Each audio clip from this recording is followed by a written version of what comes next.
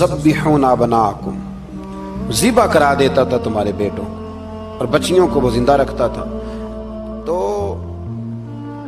हजरत मूसा जब पैदा हुए तो उनकी वालिदा ने पता क्या किया, उनको एक संदूक में बंद करके दरिया में बहा दिया। अब दरिया में बहते जा रहे हैं तो माँ थी तो परेशान भी हो गई, उनकी हमशीरा को कहने लगी जरा ध्यान रखना किधर जाते हैं। हजरत मूसा अलैहिस्सलाम दरिया में बहते बहते ना फिरौन ने ना दरिया के किनारे मकान बनाया हुआ था। आपको पता है बादशाहों का ज़ौक होता है, आजकल हमारे जो हुक्मरान हैं उन्होंने उसका नाम फार्म हाउस रखा हुआ है, मेरा फार्म हाउस, और पुराने ज़माने में लोग डेरा कहते थे। तो उसने भी इस तरह का फार्म हाउस बनाया हुआ था। वहां पे हजरत मूसा अलैहिस्सलाम तैरते हुए ताबूत के अंदर, संदूक के अंदर जा रहे हैं। फिरौन और उनकी बीवी हजरत आसिया बे औलाद थी, बड़ी तड़प थी बेटे की, वो भी वहां खड़ी थी। संदूक तैरता हुआ आया तो फिरौन ने कहा कि जाओ पकड़ के लाओ, देखो क्या है। जब वो लेके आए ना तो आपकी हमशीरा जो निगरानी कर रही थी परेशान हो गई कि ये तो उसके हाथ लग गए, ये तो अब मार डालेगा। लेकिन जब खूबसूरत और चमकता हुआ बच्चा देखा तो बीबी आसिया कहने लगी ये बनी इसराइल का है ही नहीं, ये तो पता नहीं कहां से बहता हुआ यहां आ गया है, तू ऐसे ही छोड़, ये पता नहीं कहां से है, रख ना ले, रख ना ले। तो हजरत मूसा अलैहिस्सलाम वो कहने लगा नहीं उन्हीं के हैं, मूसा अलैहिस्सलाम उसी के हैं। तो आसिया कहने लगी तेरे तो सर पे ना बस भूत ही सवार हो गया, हर वक्त वही लोग तुझे याद रहते, ये पता नहीं कहां से बह के आया। अब रख लिया, मान गया फिरौन। आप फिरौन के घर में जो इसलिए बच्चे मरवा रहा था कि मेरी सल्तनत हजरत मूसा पैदा ना हो जाए, तो उसी के घर में परवरिश पाने लगे, उसी के घर में। अब औरतें मंगाई गई दूध पिलाने के लिए, तो हजरत मूसा अलैहिस्सलाम किसी बीबी का दूध नहीं पीते, तो आपकी हमशीरा ना वहीं दाएं बाएं घूमती रहती। तो कहने लगी जनाब आसिया से कि मैं एक बीबी को जानती हूँ, बड़ी साफ सुथरी है, मुझे उम्मीद है ये बच्चा उसका दूध पिएगा। तो फिरौन कहने लगा दौड़ के ला।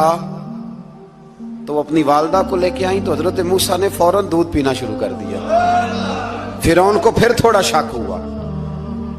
एक रवायत यूं भी लिखी है बाज लोगों ने कि फिरौन एक दिन उठाया हुआ था हजरत मूसा की, अभी थोड़ी सी उम्र थी, तो आपने उसकी दाढ़ी पकड़ के तो एक घूंसा दे मारा। जलाली तो शुरू से है ना।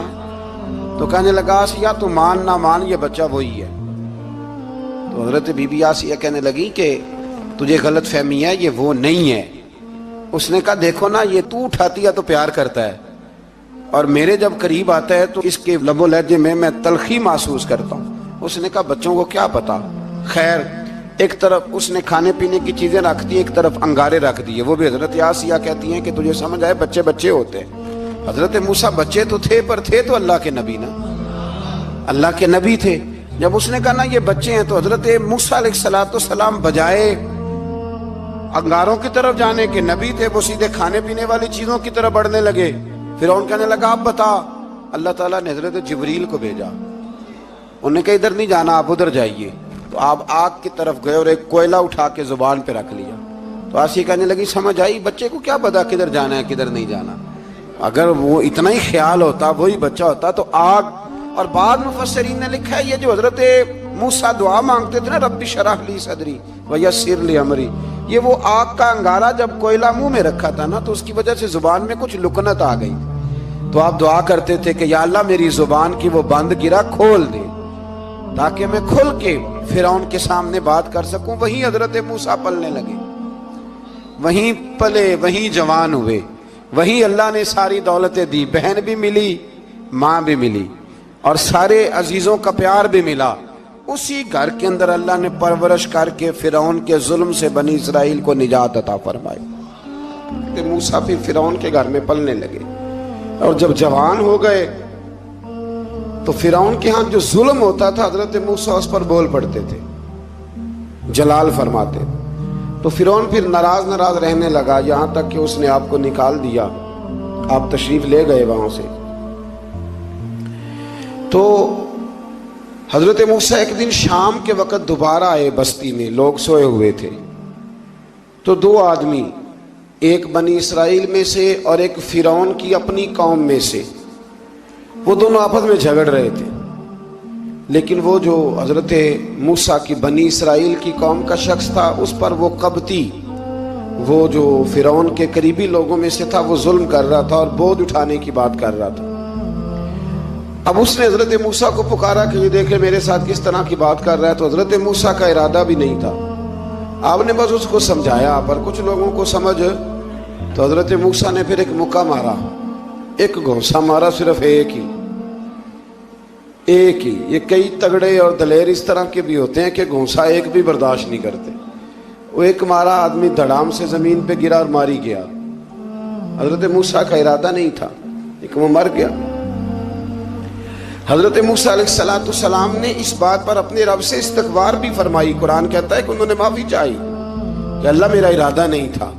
بہرحال اگلے دن نا حضرت موسیٰ دوبارہ آئے، وہ سنا کرتے تھے نا ہم کہ بیوقوف دوست سے عقل مند دشمن بہتر ہوتا ہے، وہ کم از کم دشمنی تو عقل مندی سے کرتا ہے نا، لیکن جو بیوقوف دوست ہو بیوقوفی۔ حضرت موسیٰ دوبارہ آئے تو وہ بنی اسرائیلی اگلے دن کسی اور سے جھگڑا کر رہا تھا، پھر اس نے مدد کے لیے پکارا تو حضرت موسیٰ کہنے لگے مجھے لگتا یہ ہے کہ تیری عادت ہے، تو خود بڑا جھگڑالو ہے، تو نے روز نیا جھگڑا شروع کیا ہوتا ہے۔ حضرت موسیٰ جب اس کی طرف بڑھے نہ ڈانٹنے کے لیے تو اس نے شور کرنا شروع کر دیا، کہنے لگتا ہے جس طرح آپ نے اسے کل قتل کیا تھا مجھے بھی قتل ہی کریں گے۔ یہ انسانوں کا مزاج ہے کہ آپ جب تک کسی کے طبیعت کے مطابق چلیں گے وہ راضی رہتا ہے، اور ذرا آپ اس کی طبیعت سے ہٹتے ہیں تو وہ شور کرتا ہے۔ اس نے کہا جی آپ مجھے بھی لگتا ہے ماریں گے۔ حضرت موسیٰ کلیم اللہ علی نبینا علیہ السلام کے بارے میں جب اس نے شور کیا تو بات پھر فرعون کے دربار تک گئی، وہ تو پہلے ہی بہانہ تلاش کر رہا تھا۔ اس نے کہا ڈھونڈو پکڑو اور معاذ اللہ شہید کریں گے۔ کسی نے آ کے خبر دی کہ آپ جہاں سے ہجرت کر جائیں، اس لیے کہ آپ کے لیے یہاں حالات درست، اور بھائی یہ چھوڑ دیا کریں بات کہ فلاں آدمی کے حق میں فلاں جگہ حالات کیسے خراب ہوئے، تو نبی کریم علیہ السلام مکہ چھوڑ کے کیوں آئے، حضرت موسیٰ علیہ السلام نے ہجرت کیوں فرمائی۔ یہ ایک ایسی عجیب بحث ہے جس کو لوگ بلا وجہ چھوڑ دیتے، بلا وجہ چھیڑ دیتے ہیں۔ اور بالخصوص ایک خاتون نے ایک دفعہ مجھے پیغام دیا تو میں بڑی اس کی بات سن کے مجھے عجیب لگا، وہ کہنے لگی کہ دوسری جگہ میری شادی ہوئی ہے، مجھے طلاق ہو گئی تھی، تو مجھے ایک تانا روز سننے کو ملتا ہے تو اتنی اچھی ہوتی تو وہاں نہ رہ لیتی۔ تو بھئی یہ کوئی تانے والی بات ہے؟ کوئی ضروری ہے کہ بیوی غلط ہوتی ہے تو طلاق ہوتی ہے؟ اللہ کے محبوب علیہ السلام کی 2 صاحبزادیوں کو ابو لہب کے 2 بیٹوں نے طلاق بھیج دی تھی، کس کی غلطی تھی؟ تو آپ کیا کہہ سکتے ہیں یہاں کیوں طلاق؟ تو اتنی جلدی بات تھوڑی کر دیں گے آپ، تھوڑی احتیاط فرمائیں بولنے میں۔ تو حضرت موسیٰ علیہ السلام وہاں سے نکلے اور آپ مدین کی طرف چلے گئے۔ مدین وہ علاقہ تھا جہاں فرعون کی حکومت کوئی نہیں تھی۔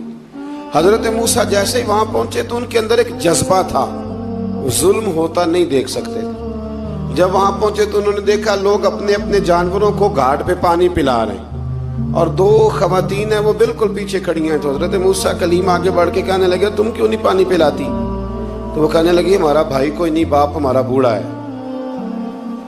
اللہ اکبر۔ مجبوری یہ ہے، ہم ہیں بھی پردہ دار گھرانے کی، مجبوری ہماری یہ ہے کہ جب تک یہ سارے لوگ پانی پلا نہیں لیں گے اتنی دیر تک ہماری باری نہیں آئے گی۔ تو حضرت موسیٰ کلیم اللہ علیہ السلام فرمانے لگے اچھا یہ بات ہے تو جانور مجھے دو۔ وہ ہو یہ رہا تھا کہ چونکہ مرد پانی پلا رہے تھے تو اور جتنے بھی مرد آتے جاتے تھے وہ گھستے جاتے تھے اور عورتیں بیچاری کھڑی تھیں۔ حضرت موسیٰ جھٹ سے آگے بڑھے، پیچھے ہٹو۔ ان 2 خواتین پاک باز عورتوں کے